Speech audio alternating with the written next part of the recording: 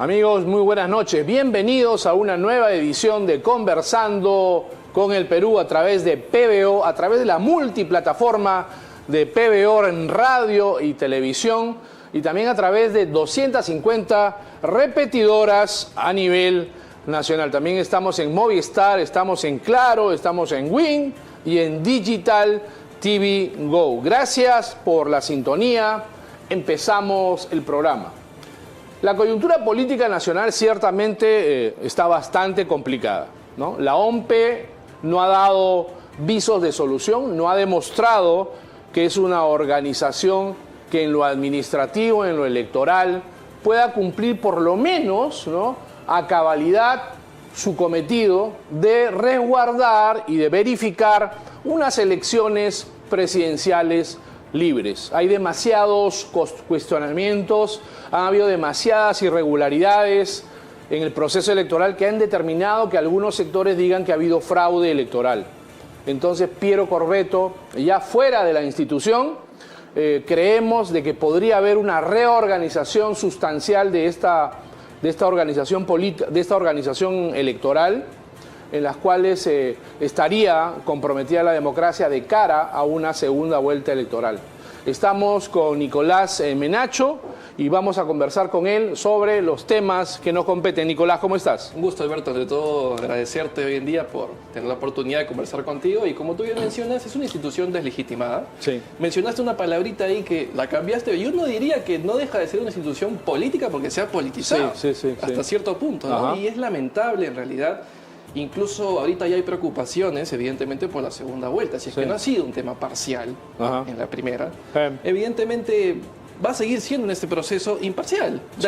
Va a tener que ser imparcial de alguna manera, ¿no? Correcto. ¿Cómo se va a revertir eso? Y a mí eso también, y a toda la población, creo que es algo que nos preocupa. Sí, claro. ¿No? Demasiada improvisación en la OMP, irregularidades por doquier, ¿no? Tardanza en la distribución, en la cadena de distribución, las actas electorales.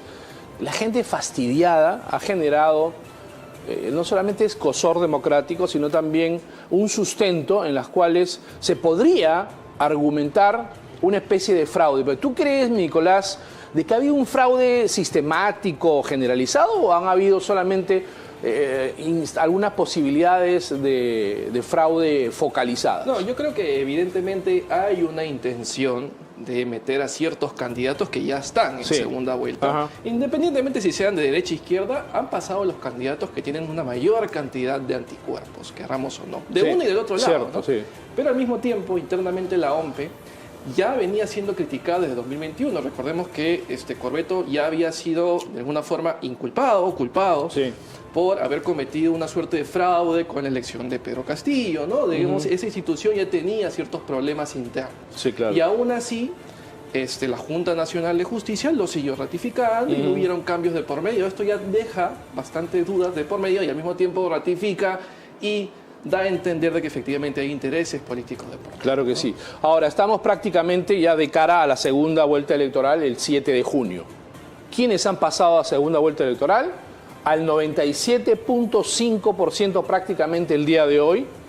Vemos que Keiko Fujimori y Roberto Sánchez eventualmente, casi en la práctica, ¿no?, pasarían a la segunda vuelta, ¿no? Entonces, esta votación de Roberto Sánchez en comparación con López Aliaga, estamos hablando de aproximadamente, Nicolás, unos 28.000 votos de diferencia, que prácticamente ya es irreversible, ya no se puede voltear. No, y al mismo tiempo habría que, en este caso, mencionar a López Aliaga, que está pidiendo que se rehagan las elecciones, pero es un tema que ya está echado.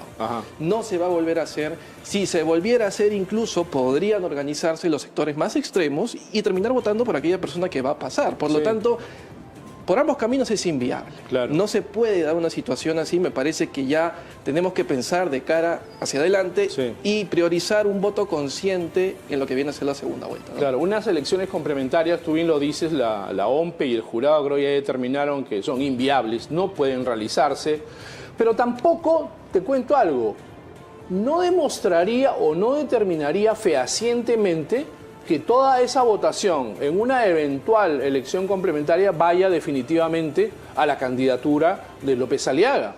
Porque vemos, Nicolás, que la elección del día lunes que se dio por estas irregularidades el día siguiente, la gente en lugar de votar por López Aliaga, sabiendo del peligro que constituye una candidatura como la de Roberto Sánchez, que tiene entre sus filas a Antauro Humala, al psicópata, al demente de Antauro Humala, que tiene a Iber Maraví, ya que ha sido procesado por terrorismo, a diputado electo César Tito Rojas, fundador del Movadef. A pesar de esto, en lugar de votar por López Aliaga, han votado por Jorge Nieto en estas circunscripciones de Lurín, Pachacamac. Entonces, una nueva elección no te garantizaría, en definitiva, que esa votación vaya para ti. No, y al mismo tiempo resulta preocupante porque uno diría, ¿no? Claro, estamos hablando de personajes radicales de antaño, están más adheridos de repente a personas que han vivido en la época y que tienen una ideología firme y fuerte. Sin embargo, no. Vemos que la mayoría del grosso poblacional que ha votado por Jorge Nieto son jóvenes universitarios que están proyectando hacia un futuro y básicamente se han comido el cuento de un buen gobierno. Sí, claro. Ese es el eslogan que ha traído bastante. Tú recuerdas a Jorge Nieto, el sol y un buen gobierno, nada más. Sí.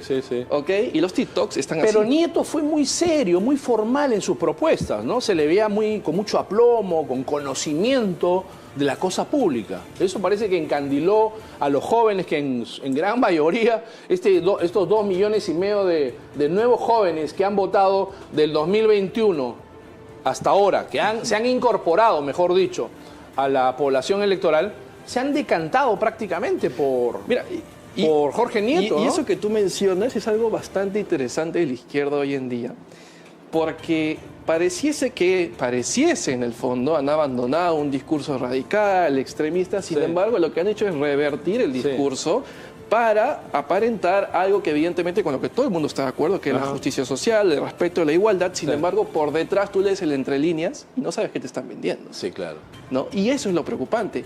Y eso es la ideología hoy en día progresista. Es lo que tenemos hoy en día en los colegios, en las universidades, que ni se han pronunciado por las elecciones, dicho sea de paso, en las universidades. Y ya eso es preocupante. Ahora, la gran contribución política de Jorge Nieto y de Ricardo Belmont ha sido desviar el voto zurdo, el voto rojo de la izquierda más recalcitrante, insurreccional del sur, la ha, digamos, desviado en varias candidaturas, lo que ha impedido que eventualmente este señor Sánchez, ¿no?, gane, digamos, esta elección en primera vuelta. No en primera vuelta, sino en primera instancia.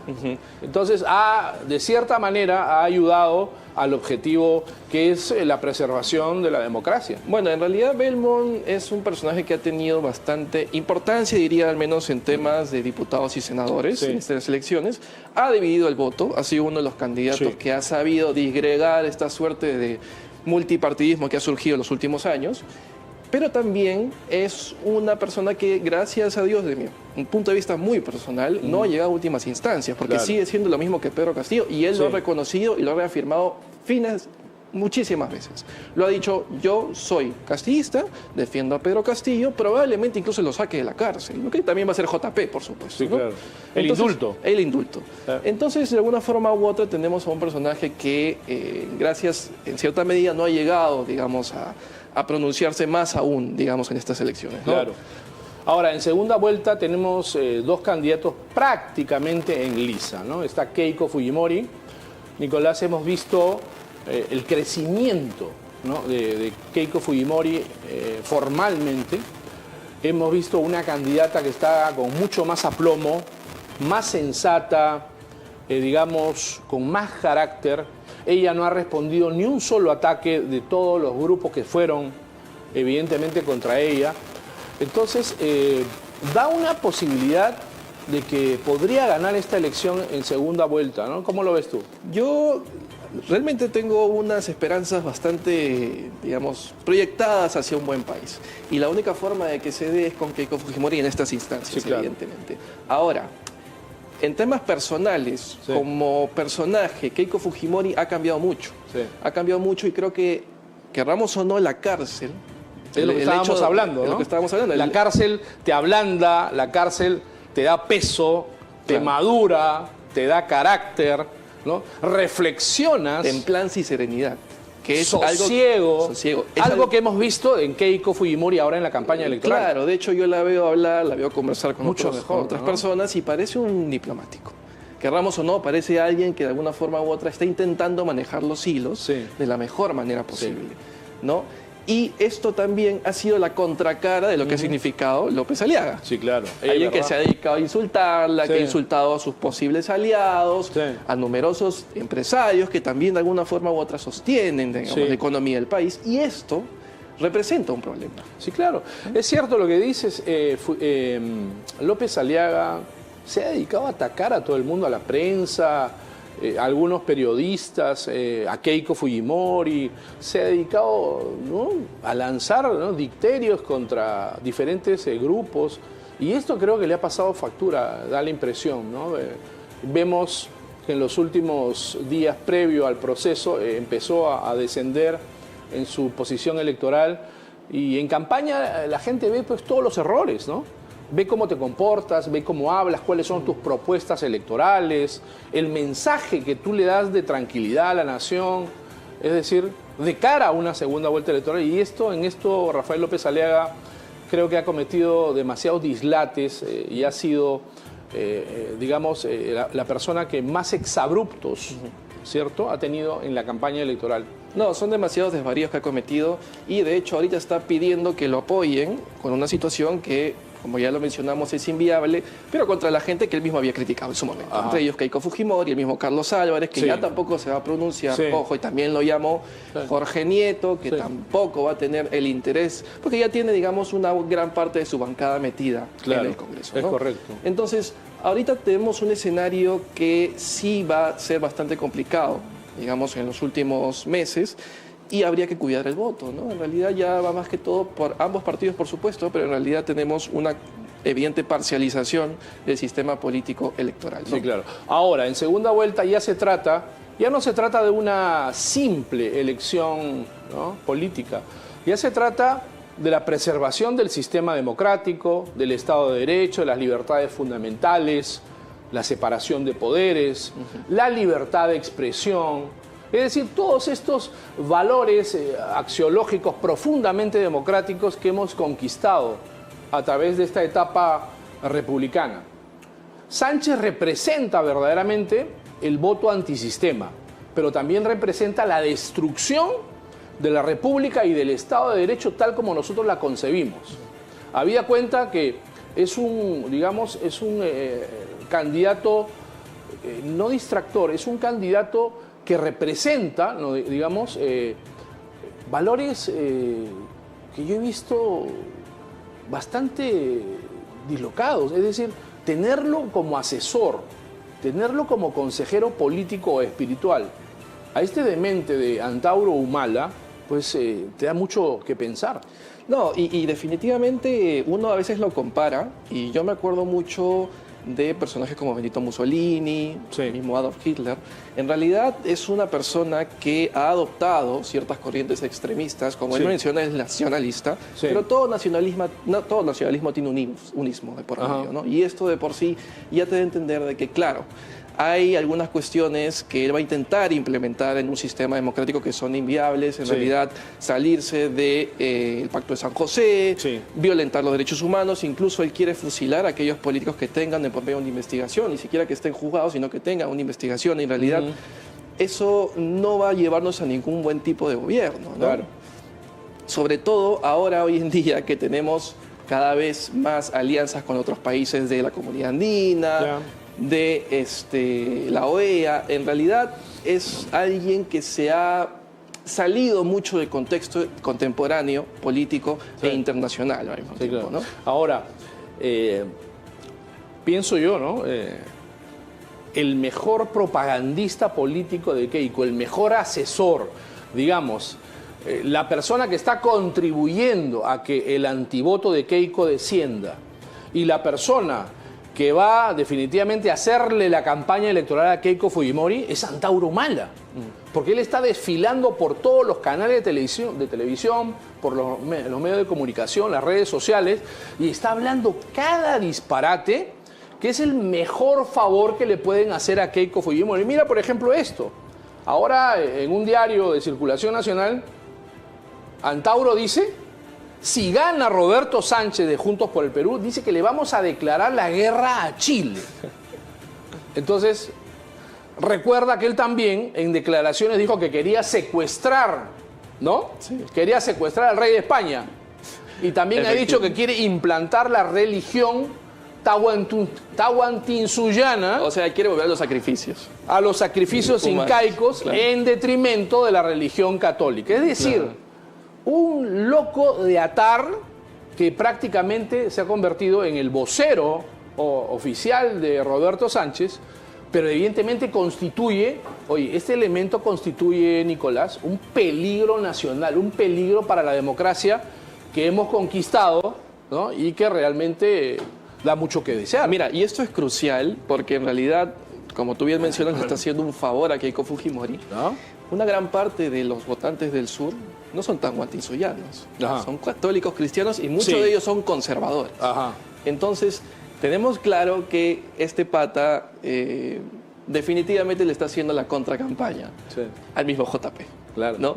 Entonces, mira, a mí la verdad es que me deja bastante sin sabor cómo es que puedan tener tanta desfachatez, tanta caradura, JP, para llamar a una persona que es capaz de jugarle en contra, pero al mismo tiempo quiere de alguna forma cerrar filas con él, ¿no? Y lo va a meter como al ministro de Defensa o como Ministerio del Interior, dijo, ¿no?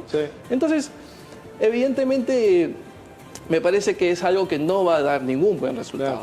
Yo estuve leyendo un extracto de este mamotreto libro que hizo Antauro Humala, ¿no? Tenía que revisarlo para ver qué locuras estaba poniendo ahí. Y el libro este se llama De la guerra etnosanta a la religión tahuantinsuyana. O sea, me he dado el tiempo de leer un poco de este mamotreto. Y en uno de sus párrafos, Antauro dice que Manco Cápac es superior a Cristo y a Moisés. Es decir, en su constructo argumental, cognoscitivo, mental, en su mente, este tipo en realidad es un peligro teológico también para la nación. Es antisistema, es antihispanista. Antauro Humala evidentemente incorpora elementos del fascismo, del nazismo, del velasquismo, que ha sido una dictadura que evidentemente destruyó gran parte de lo logrado democráticamente, pero este tipo va a ser que el que eventualmente en una segunda vuelta electoral, si gana Roberto Sánchez, va a ser prácticamente ministro de Estado, primer ministro, o sabe Dios qué cosa. ¿Y cómo se va a segregar la población, no? Porque él habla mucho de la raza indígena. Claro, la raza indígena, pero ¿qué piensa hacer? Dividirnos entre blancos, indígenas, mestizos. ¿Qué es lo que piensa hacer? ¿Le va a dar más empleo? ¿Le va a dar más oportunidades de trabajo? ¿Mayores beneficios? ¿Va a subsidiar las empresas que tengan mestizos y blancos e indios dependiendo de una manera proporcional? Entonces, no se llega a entender muy bien qué cosa es lo que quiere hacer. O sea, agudiza las contradicciones y profundiza la lucha de clases en el tema de etnias, ¿no? Entre diferentes clases sociales o raciales. Este tipo es un peligro nacional, creo yo, ¿no? En buena hora no le permitieron una postulación, pero esto es lo que representa en realidad Juntos por el Perú y Roberto Sánchez. Recuerda también, Nicolás, de que Iber Maraví ha sido elegido, creo que diputado, ¿no? No sé si podemos poner algunos cuadros de algunos diputados ya prácticamente o virtualmente que han sido ya electos, ¿no? En las elecciones que ya hemos visto.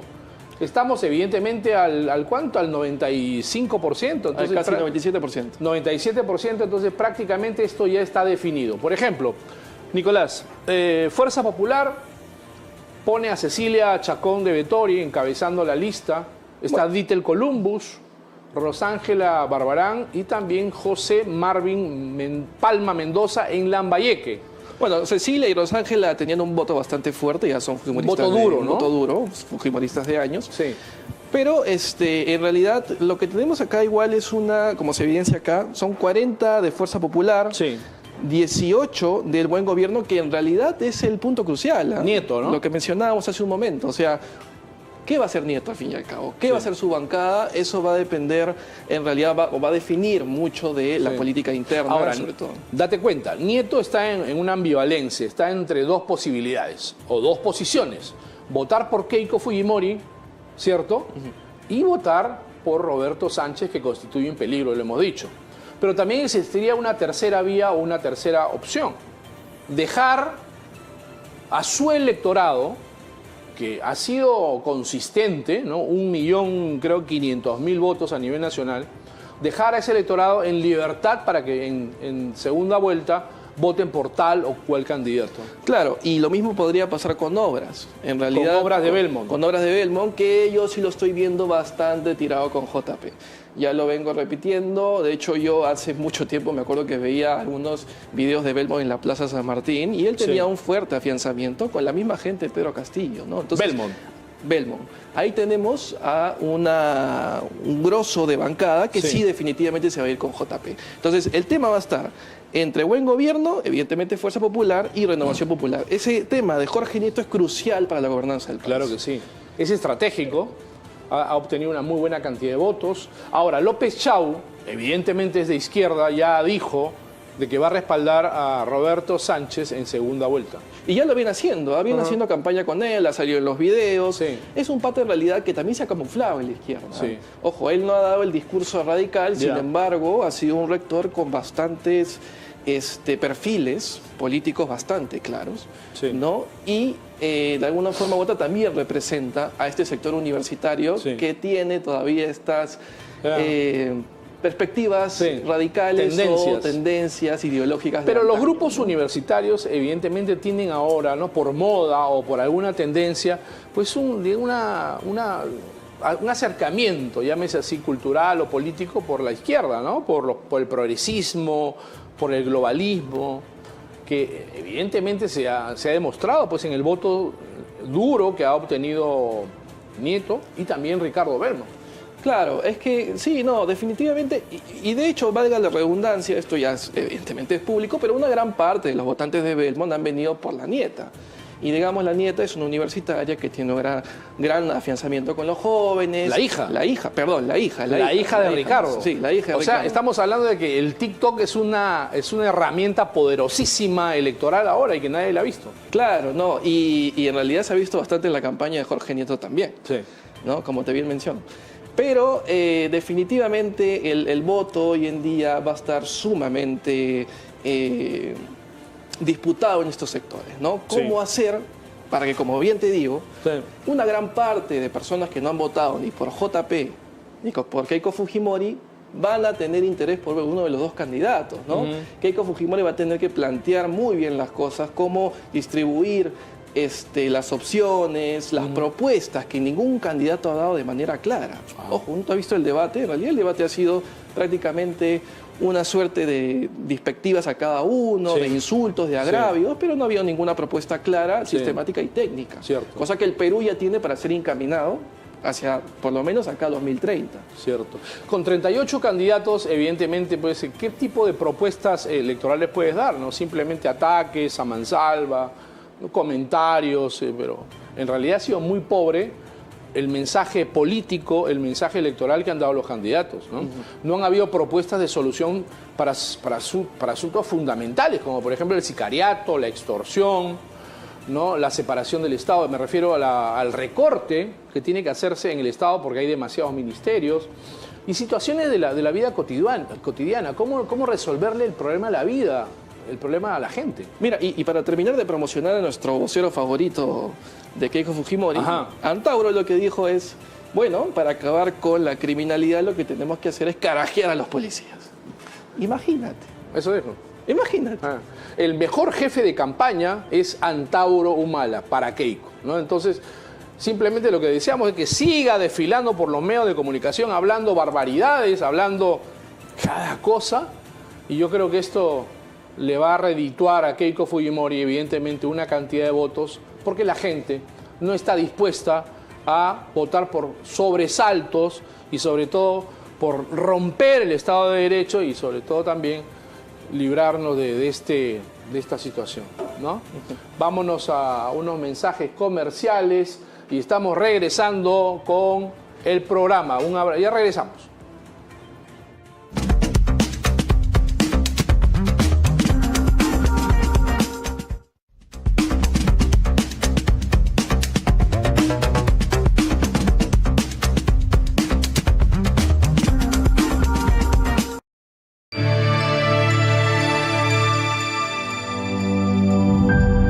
Está viendo PBO. En Redondos queremos saber cuál es el plato más rico que recuerdas.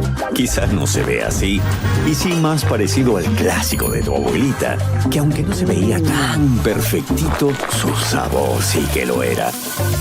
Y es que Redondo sabe, y sabe muy bien que para los peruanos primero es el sabor, luego que se vea bonito, porque la vida real no es perfecta, pero definitivamente así sabe mejor. Redondos, comamos bien, vivamos mejor.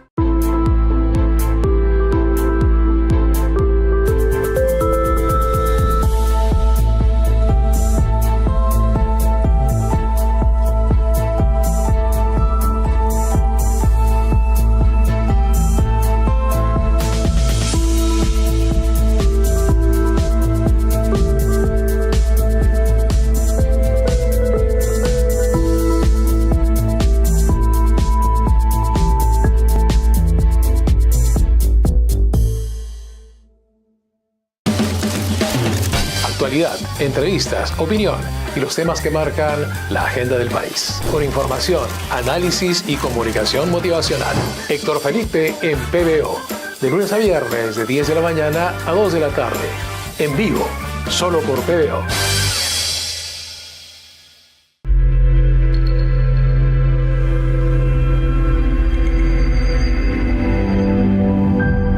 Está viendo PBO.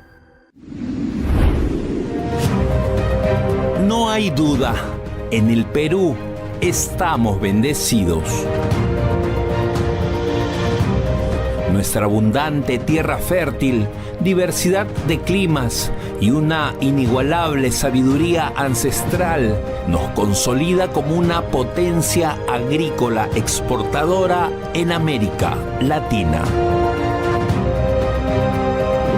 A nadie le quedan dudas que la agricultura peruana tiene enormes oportunidades de crecimiento sostenible. Por ello, diversas alianzas estratégicas apuestan por la convivencia entre la agricultura y la minería, otra de nuestras principales actividades generadoras de empleo. La agricultura es un motor de alto impacto económico. Basta con ver nuestros cultivos en los mercados convertidos en un festín visual y un homenaje a la fertilidad.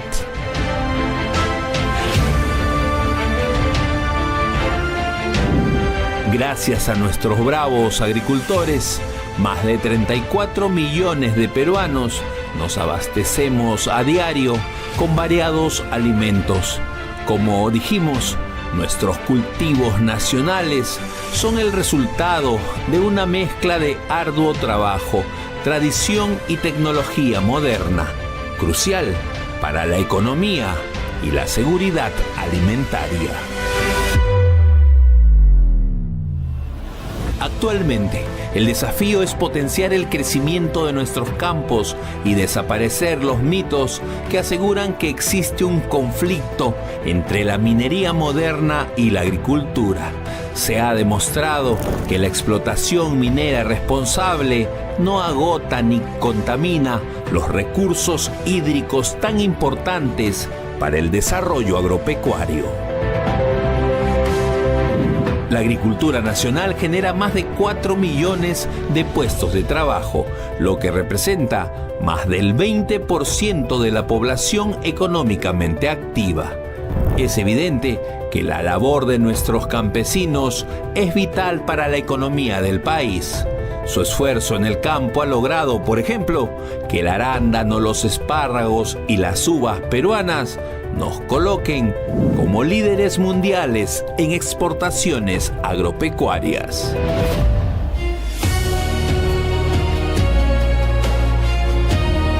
En Empezamos esta semana una serie de documentales sobre la agricultura en el Perú. Solo por PBO, gracias a Paltarumi.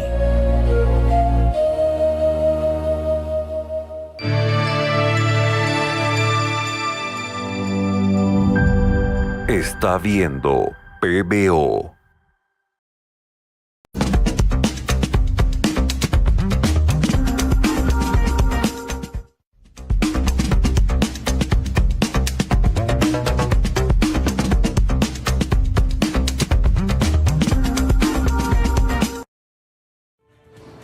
Amigos, regresamos al programa.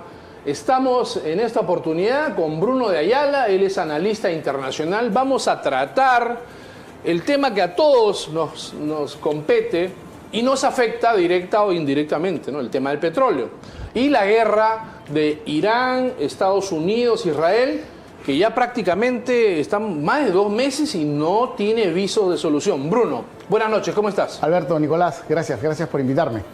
¿Cómo ves, Bruno, cómo ves la guerra Irán, Estados Unidos, Israel? ¿Va a haber cambio de régimen o va a continuar la guerra? ¿Cómo la miras tú? Bueno, ese era el ideal, ¿no? En realidad todo este tema empieza desde el 7 de octubre del 2023, con los atentados contra Israel, ¿no? Sí. Se destapa esta olla de grillos. Israel ya venía totalmente rodeado por todas estas huestes terroristas, tanto de Hezbollah, Hamas, los hutíes, las milicias de Siria, en fin, estaba totalmente rodeado. Y a raíz de este atentado es que se destapa esta caja de Pandora, se abre esta caja de Pandora, sí, y se inician las hostilidades. El corolario de toda esta historia era justamente descabezar este pulpo de varios brazos, que es el régimen iraní, los ayatolas. Claro. En eso estamos, pero eso da pie adicionalmente, porque todo está entrelazado, nada es aislado, a una gran guerra comercial que estamos viviendo entre China y los Estados Unidos. Claro. ¿Cuál es el objetivo de Estados Unidos? Equilibrar la balanza comercial con China. Sí. Y una forma de equilibrar la balanza comercial con China es bajarle los decibeles a su necesidad que tiene de petróleo. Claro. China es el mayor consumidor de petróleo del mundo. Cierto. Y tenía un petróleo muy gratis, muy barato, muy fácil con Irán, porque está por las sanciones, ¿no? Ahora, ¿tú crees que la salida de Emiratos Árabes Unidos, de la OPEP, ha sido por presión de Donald Trump, sugerencia para abaratar el precio del costo del petróleo? Mira, Donald Trump está jugando el ajedrez geopolítico de una manera brillante, diría yo. Yo lo digo así, brillante. Tendrá muchos detractores, pero está haciendo lo que le conviene a Estados Unidos. Hay que recordar algo. Donald Trump no es presidente del Perú, ni de Irán, ni de Israel. Es presidente de los Estados Unidos. Y su función principal es mantener a los Estados Unidos como primera potencia mundial. Por eso que está haciendo lo que está haciendo. Tal vez sus formas no nos gustan, a unos sí, a otros no. No es Mr. Simpatía. No va a ganar ningún concurso de simpatía. Claro. Pero sí va a mantener a los Estados Unidos por lo que resta del siglo, parece ser, como primera potencia del mundo, si siguen esta dinámica, ¿no? Ahora, Bruno, se ha hablado mucho también de que invadir un país como Irán es distinto a invadir un país como Venezuela. Invadir, digamos, tener este tipo de presiones, ¿no? ¿Qué tanta diferencia podría haber con un régimen chií radical? Mira, no hay forma de que un soldado norteamericano ponga pie en tierra. Estados Unidos ya aprendió la lección de varias guerras anteriores, Vietnam, Irak. Inclusive la experiencia de Irak hizo que hiciera lo que hicieron en Venezuela, ¿no? No descabezar a toda la mafia, sino convivir con parte de esa mafia hasta que de alguna u otra manera se pueda convocar a elecciones y ahí sí ya podría volver la democracia. ¿Cuándo pasará eso en Venezuela? 1, 2, 3 años, no sé.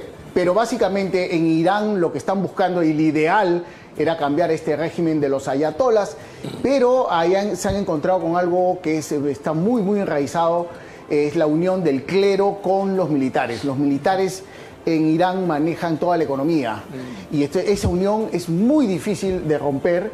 No hay una oposición porque hay una policía de la moral muy fuerte. Esta policía que reprime a las mujeres, homosexuales y toda esta historia, bueno, ellos tienen todavía el control. Pese a que me parece que el Mossad está haciendo trabajos específicos para debilitar esta policía de la moral. Yo lo veo muy complicado. La presión que están haciendo ahora es justamente para intentar llegar a un acuerdo con parte de este régimen de los ayatolas y llegar a una paz. Pues básicamente controlando el tema de las armas nucleares, ¿no? Ajá. Ahora, Bruno, mucha gente no se da cuenta, ¿no? Ven a Trump como un tipo sin simpatía, sin carisma, digamos, hosco, hostil a ciertos intereses.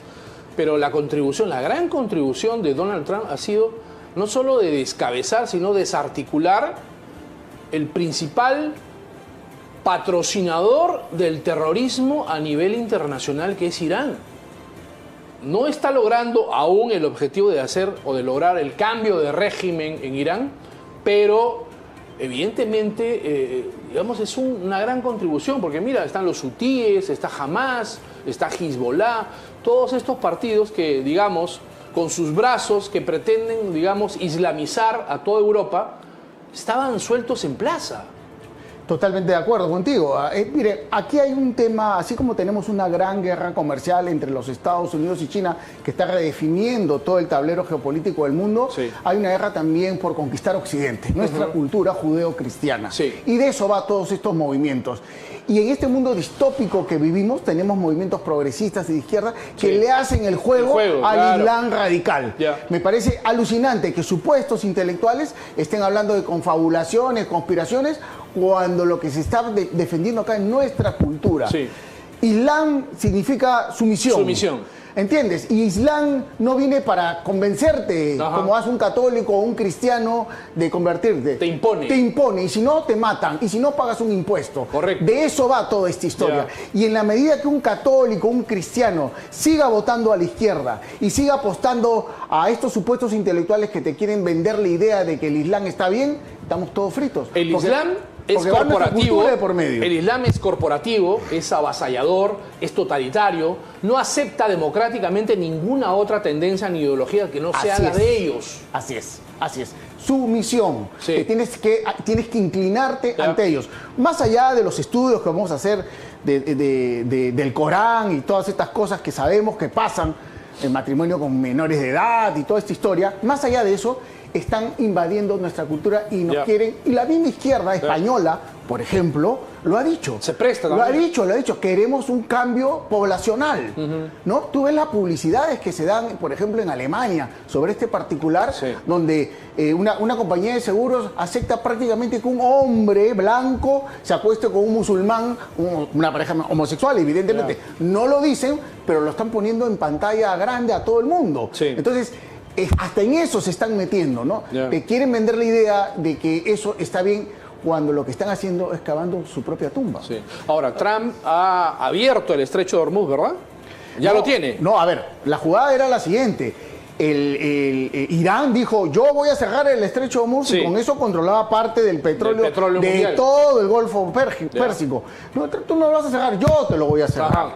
Y se lo cerró. Claro. ¿Y lo cerró por qué? Porque ellos siguen produciendo petróleo. Un pozo petrolero, Alberto, no es como abrir un caño y cerrarlo. Sí, sí. Lo abres y tiene que seguir produciendo. Correcto. No lo puedes cerrar. Claro. Porque si lo cierras vas a tener que hacer un nuevo pozo. Ajá. Entonces ellos se están llenando de tanto petróleo, que van a tener que empezar a cerrar los pozos. Claro. Y eso significará la quiebra de la economía iraní. A eso está jugando Donald Trump en este sádico, diría yo, interesantísimo movimiento de ajedrez que está haciendo. Ahora, en la confabulación de estos grupos terroristas radicales, por ejemplo, los hutíes, bueno, en el Líbano, por ejemplo, Hezbollah, ¿cómo lo ves tú el hecho de que los hutíes justamente también hayan cerrado el estrecho de Bab el-Mandeb, que de hecho pasa hacia el Mediterráneo y bueno, a Europa en general, ¿no? Entonces, ¿cómo es esa situación? Muy interesante, porque fíjate, ahí tú estás viendo que Yemen es un país donde también tanto los sunitas como los chiitas se están enfrentando. Las milicias chiitas, que son los hutíes, financiadas por Irán, y las milicias sunitas financiadas por Arabia Saudita. Ahí es donde se enfrentan. Claro. Hay que recordar que el mundo musulmán, el mundo árabe es muy complejo. No es que es una unidad total, hay una división profunda entre chiitas y sunitas. Por ejemplo, grandes enemigos son los iraníes, que no son árabes, son persas, son persas, y los de Arabia Saudita, que establecen la monarquía de más dinero en el mundo, ¿no? Claro. Entonces, ellos se enfrentan no directamente por un tema religioso, pero sí se enfrentan en Yemen. Claro. Y es ahí la división que existe en Yemen. Bueno, la mayoría, el control lo tienen las milicias hutíes, que son un gran enemigo también de Israel y de Occidente, ¿no? Claro, y se ha hablado mucho también de que en esta escasez que existe de petróleo por parte de los países árabes en general, que no pueden, digamos, exportar más, está la solución de Rusia, pero Rusia también está de alguna forma encerrada en sí misma porque los ucranianos de alguna forma están bombardeando esos centros petroleros. ¿Cómo hacer entonces para contraponer esta situación que Trump también está bastante preocupado? Bueno, a ver, vamos a ver, ahí hay un tema bien interesante de analizar, ¿no?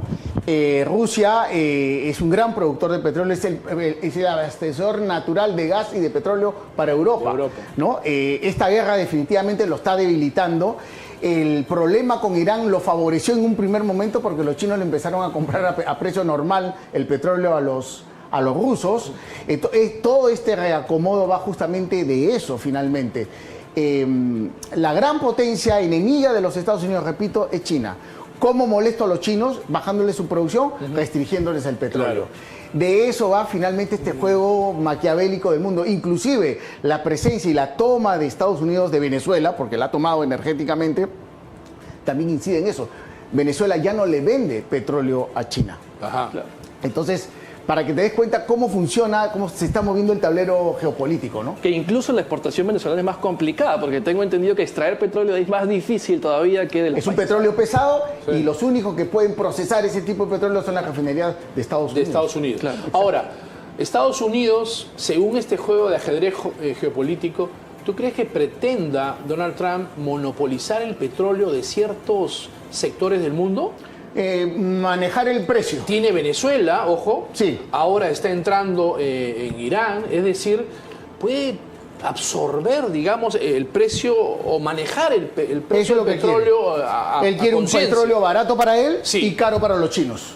Yeah. Eso es lo que está pretendiendo. Por la guerra comercial que estás hablando. Exactamente, porque él con el poder que tiene le puede restringir la venta de petróleo, como ya lo hizo con Venezuela, claro. Se lo puede decir a Irán, se lo puede decir a otros los países, y le va a quedar solamente a los chinos comprarle petróleo ya caro. Me imagino que Putin hará negocio con los chinos, sí, en otras condiciones. Con eso afectaría directamente la balanza comercial china, yeah, y subiría, encarecería los productos que vende a todo el mundo China. Claro. Esa es la jugada que está haciendo, ¿no? Ahora, Rusia está distraído con su guerra propia con Ucrania.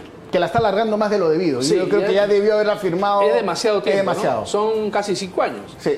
Ahora, ¿China se va a tragar a Taiwán? ¿Cómo lo ves? De todas maneras. De todas maneras. Mira, hay una fecha interesantísima que tenemos que analizar. El 2049, cuando el Partido Comunista Chino cumpla 100 años. Sí. Para esa fecha se dice que la unificación se va a completar. Entonces estamos ya con el reloj de... Unificación es un eufemismo que estás utilizando, pero en realidad va a devorarse a Taiwán. Claro, vamos a ver, hasta antes de la pandemia había un partido dentro de Taiwán que era proclive a volver al continente y que estaba ganando muchos adeptos. Yeah. La pandemia cambió toda esta historia. Lo único que les pide China y finalmente Taiwán es una moneda de cambio, como lo es Cuba. En realidad, todos nosotros en este juego geopolítico somos monedas de cambio. Claro. Y vamos a entrar a eso si ustedes quieren. Sí. Pues le puede decir, ok, yo te suelto Cuba, tú suéltame Taiwán. Oye, ¿sabes qué? Y Trump le puede decir a Xi Jinping, oye, ¿qué haces en mi barrio, en Perú? Sí, pero la comparación, Bruno, pero la comparación entre Cuba y Taiwán es estratosférica. No. A ver. Son dos portaaviones al frente de las costas. Me refiero en el tema comercial. No geopolítico. Geopolíticamente estamos hablando de poner geopolítica. Yeah. Además, hay otra iniciativa interesante que está pasando desapercibida. Donald Trump está pagándole, está incentivando que las fábricas de microchips taiwanesas se muden a los Estados Unidos. Ajá. Yo me pondría nervioso si pasa eso, si mañana más tarde pasa algo así en el Perú, porque eso quiere decir, oye, yo quiero las joyas de la corona y quédate con lo demás. Yeah. Por ejemplo, ¿no? Esas jugadas hay que saber leer entre líneas todos estos movimientos que se están dando. A lo que voy es que esta tocada de puerta que nos ha tocado al Perú, porque nos han venido a tocar la puerta, nos hicieron socios especiales de la OTAN, nos han vendido los F-16, la base naval del Callao, la nueva, la va a construir Estados Unidos.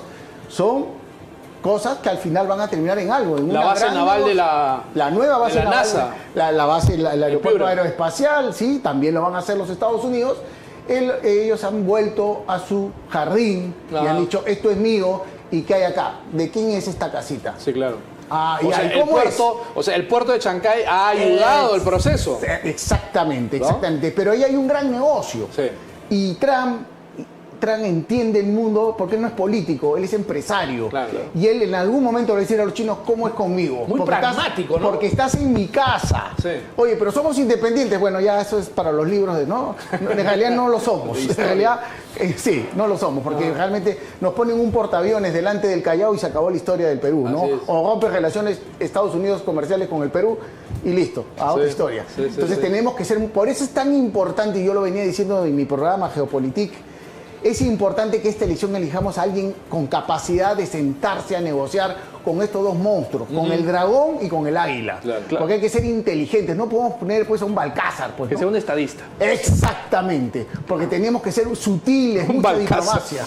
No, imagínate pues con Balcázar que le manda una retórica de esa de Sócrates y terminamos pues en guerra con Chile y con Estados Unidos. Los comentarios que ha hecho contra el pueblo judío terrible, son lamentables. Lamentable. Gracias a Dios que la Cancillería alemana y la Cancillería israelí han sido maduros y también los diplomáticos peruanos y ya volteamos la página. Pero realmente deja mucho que desear, nos ha puesto en mala posición. Digamos que han comprendido felizmente las circunstancias del momento.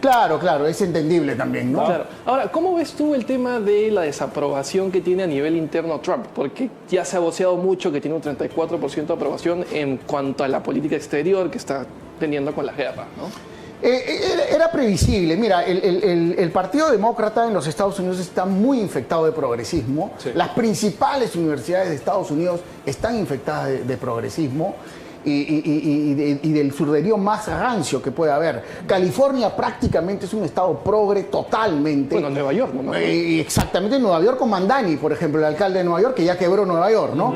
Porque claro, esa plataforma de medidas que pretendía tomar llevar a la quiebra a cualquier estado. Esa es una lucha muy fuerte que tiene Donald Trump al interior de los Estados Unidos. Yo creo que se dejó pasar mucho tiempo. La batalla cultural ya la venían haciendo tanto el progresismo apoyado por el Islam. Ahí es donde se unen, ¿no? En los Estados Unidos. Hay fundaciones de Qatar que financian estudios árabes, estudios del Corán, dentro de las grandes universidades de los Estados Unidos. Y eso no es de ayer, eso es hace 20 años. Claro. Entonces, por eso ves que en los campus universitarios este tema progresista con el Islam van de la mano y van persiguiendo estudiantes judíos o católicos, en fin, ¿no? Hay un tema que hay que prevenir, ¿no? Claro. Marco Rubio tiene una estaca clavada en el corazón, y tú lo sabes, es Cuba. Sí. Ya Trump está anunciando, o por lo menos ha hablado, de que va a endurecer sanciones comerciales contra Cuba. Sí. ¿Qué viene, Bruno, en eso? La libertad de Cuba. Te lo digo así. ¿Va a entrar directamente Donald Trump? Yo quiero que sea este año. He apostado inclusive con Fabricio Escajadillo, amigo, compañero mío en el canal. Oye, te apuesto que este año no, él dice todavía va a demorar un poco más. Yo creo que Cuba va a ser libre. Polimar que tienes para apostar, ¿no? Sí. Cuba va a ser libre. Sí. Eso es algo. A ver, él es hijo de cubanos. Claro. O sea, él tiene esa tarea pendiente. Sí. Y la presencia de Marco Rubio en la administración de Trump como secretario de Estado está equiparándose con la presencia de J.D. Vance. O sea, hasta se está cuestionando la posibilidad de que J.D. Vance sea el próximo candidato del Partido Republicano. Sí. ¿No? Hay una secuencia que dicen es Trump, J.D. Vance y Rubio, ¿no? Ya. 8, casi 16 años más de republicano. Claro, pero Rubio quiere ser Pero próximo. Rubio quiere ahora, claro. ¿Entiendes? Entonces hay una disputa porque su figura está creciendo mucho al interior de los Estados Unidos y está viniendo al Perú, dicho sea de paso, para poner un poco de orden, tal vez, y empezar a poner orden.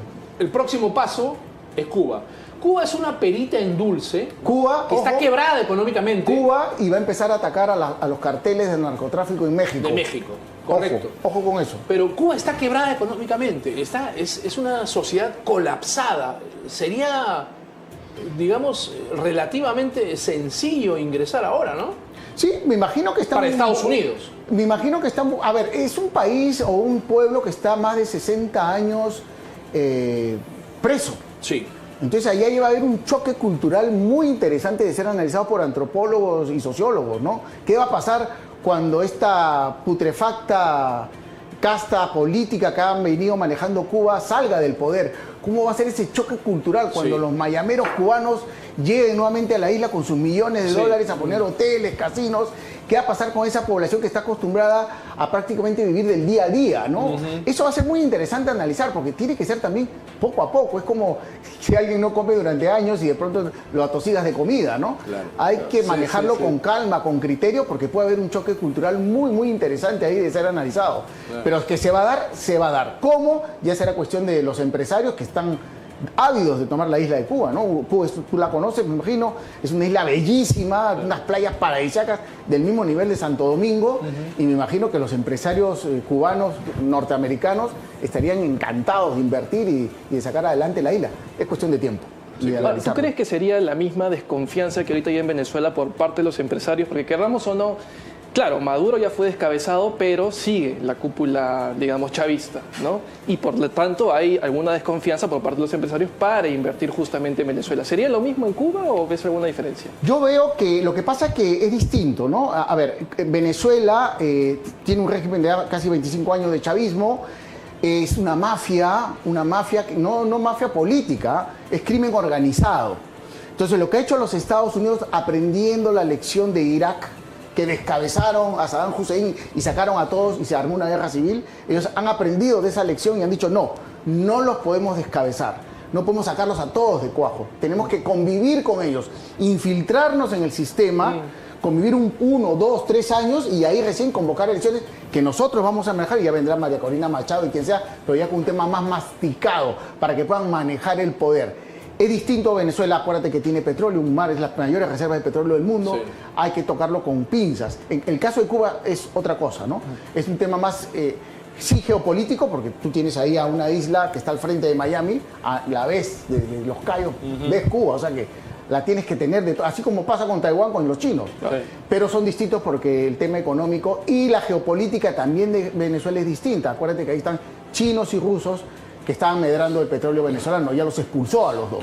Sí. Ahora, Donald Trump, al parecer, no le tiene demasiado afecto a María Corina Machado, a pesar de que ella le ofreció compartir el premio Nobel, ¿no? ¿Qué opinas de esto? Sí, bueno, a ver, yo creo que el pequeño cortocircuito que hubo fue porque ella quería ya que se sacara, y no convivir. ¿A todo el régimen? A todos. Y no solamente a Maduro. Claro. Los asesores de Trump dijeron, eso no va porque se te arma una guerra civil. Acuérdate que Venezuela tiene estos grupos armados por el propio Chávez. Entonces, la Guardia Bolivariana. En el Petare y todas estas zonas, estos asentamientos humanos que son muy, muy, muy bravos, ¿no? Entonces, si ellos hubieran hecho una medida radical, seguro que ahorita estaría Venezuela en una guerra civil. En una guerra civil. Y lo último que quiere Donald Trump es meter a sus soldados en este tipo de conflictos. Igual pasa con Irán. Entonces, yo creo que ahí hubo el cortocircuito y ya cuando le dan el premio Nobel, con el ego inmenso que tiene Donald Trump, yo creo que sí se sintió un poquito afectado. Pero me imagino que con el tiempo esto ya pasará, porque María Corina Machado, entiendo que está dispuesta a estar alineada totalmente con los Estados Unidos y pagar su deuda, porque le sobra para pagar la deuda, ¿no? De que puedan tener, tanto con rusos como con chinos. Entiendo que ya hablaron con ambos, ¿no? A los rusos le deben como 30.000 millones de dólares y a los chinos más de 50.000. Entonces me imagino que en algún momento se tendrá que pagar esa deuda. Sí, claro. Ahora, María Corina está impedida de regresar a Venezuela, ¿no? Claro, no. Ahorita me imagino que ella anuncia que va a volver, pero ya con el manejo que tienen los Estados Unidos, me imagino que Irán por ahora no vuelve dentro de un tiempo, espérate que se aclare todo este tema. Hay un tema interesante con esta forma de tránsito que está haciendo de este crimen organizado a la democracia, que también va a ser digno de ser estudiado, ¿no? En su momento. Porque mantener a los hermanos Rodríguez en el poder con todo lo que han hecho, ¿no? Acuérdate que María Corina Machado no se entrevistó con Pedro Sánchez la última vez que estuvo en España. Y la devolución de Pedro Sánchez es invitar a Delcy Rodríguez a España. Sí, claro. O sea que es un juego, nuevamente, el progresismo, dándole la mano, haciéndole quiños, abrazando al terrorismo. Claro. ¿No? Nos quedan 2 minutos. Ahora, volviendo al plano local. Tu opinión, Bruno, me interesa sobremanera, tu opinión sobre Roberto Sánchez. Bueno, con 6 carpetas fiscales de investigación, con un paso como ministro de Comercio nefasto que no hizo nada, demuestra más de lo mismo, ¿no? Una casta política inepta, incapaz, mediocre, ¿no? que está sorprendiendo a la gente y que sí, evidentemente, había una manipulación grosera, porque mi teoría es que hay un poder profundo en el Perú que está manejando esta situación llevándolas al límite y que pretenden poner nuevamente a este pésimo político en el poder. Me da mucho miedo, muchísimo. Yo espero, porque todavía esto no está definido, que la situación cambie. Hasta el 15 de mayo se están contando actas y espero que cambie esta situación y que tengamos una segunda vuelta con 2 personas de centro derecha. Pero ya estamos al 97,5% y hay una diferencia casi de 30.000 votos. Prácticamente irreversible. Me parece que todo lo que se ha ido manejando y todo se ha ido manejando con tiempos, sacando todas las actas de provincia, Sí. Es muy cuestionable lo del Código 900, muy cuestionable. Sí. Y lo que se viene de aquí en adelante son todas las de Lima. O sea que esa diferencia se va a llegar al límite. La situación es bien complicada, harto complicada. Si gana Roberto Sánchez, le vamos a declarar la guerra a Chile, dice Antauro Humala. Yo creo que el mejor propagandista en el supuesto caso de una segunda vuelta a favor de Keiko es que siga hablando Antauro Humala. Eso lo que veníamos conversando. Claro. El mejor jefe de campaña que siga hablando es Antauro, ¿no? Que siga hablando Antauro. El mejor jefe de campaña. Está desquiciado, ¿no? Yo creo que está desquiciado y yo creo que, pero que sí es el sentimiento de gran parte de la población. Y yo tengo una teoría, ¿no? Porque acá no se está haciendo, y yo los invito a ustedes a que hagan ese ejercicio tal vez con su producción, investigar cuántos presidentes regionales de la Sierra del Perú son de izquierda y durante cuánto tiempo han venido gobernando estas regiones que ahora tienen extrema pobreza. Es que de ahí viene. ¿Entiendes? O sea, por ejemplo, Cajamarca recibe 3.500 millones de soles, 1.000 millones de dólares de presupuesto. Sí. Y mira lo que han hecho. Una pobreza total. ¿Y quién ha gobernado los últimos 25 años? La izquierda. Ya. Y así si tú vas por todos, ya, esta gente, esta casta política, que finalmente son los que mantienen a su gente en la pobreza, porque les conviene que sigan en la pobreza, porque es su bolsón de votos. Ya. Y después, cuando llegan las elecciones, activan el resentimiento y el odio hacia Lima. Contra Lima. Claro, funciona así. Bruno, muchísimas gracias. Alberto, por haber estado... Espero tenerte a ti también, Nicolás, en mi programa. Claro que sí. Geopolitik. Te comprometemos para una próxima oportunidad. De todas maneras. Muchas gracias. Nicolás, nos despedimos. Eso ha sido todo por hoy y muchas gracias a ti también, Alberto, por muchas gracias. Amigos, muchísimas gracias. Esto ha sido Conversando con el Perú, siempre a través de PBO, radio y televisión. Nos vemos la próxima semana. Abrazo para todos.